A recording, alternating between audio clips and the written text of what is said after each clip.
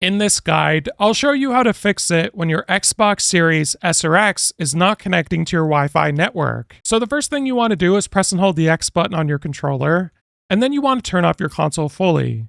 Now, whilst your console is fully turned off, unplug the power cable from your modem and or router for 30 to 60 seconds and plug it back in. Then you can turn on your Xbox again, and we're going to go to Settings.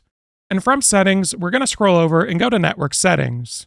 Now, once you're here, have a look on the far right and see if you're connected to your Wi-Fi network. And if you are, go to Test Network Speed and Statistics to see if it's working. Now, if it's not working, we're going to go to Go Offline and wait about 5 to 10 seconds, and then go online again and see if you reconnect.